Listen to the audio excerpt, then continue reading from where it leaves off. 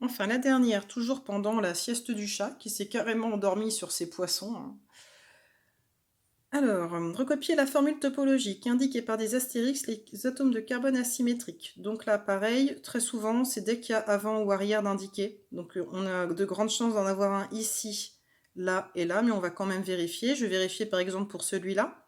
Celui-là, il est accroché à bidule OH, à bidule, à bidule, on va dire du bidule numéro 1 OH, bidule numéro 2 et un CH3. Il y a une liaison avec un hydrogène ici qui n'est pas indiqué puisqu'on est en topologie, qu'il est donc bien asymétrique.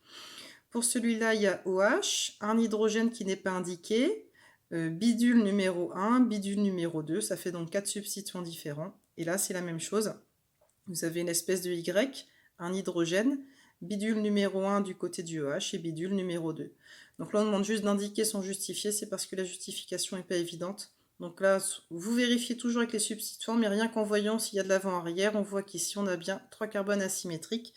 Et c'est ce qui est dessiné ici dans ma correction. Voilà.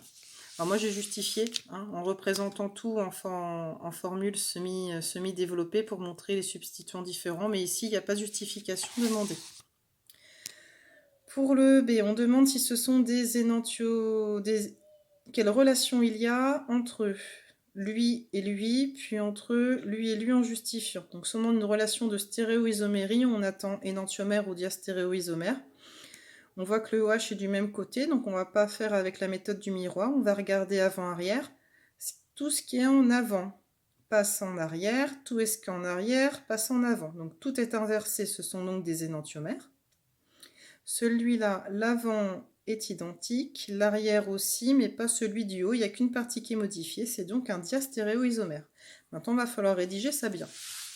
Donc le premier stéréoisomère est un énantiomère, car toutes les configurations des carbones asymétriques ont été inversées, c'est donc l'image dans un miroir.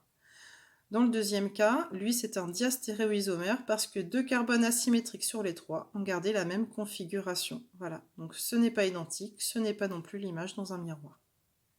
J'espère que mes corrections sont claires pour vous. Je vous dis à bientôt.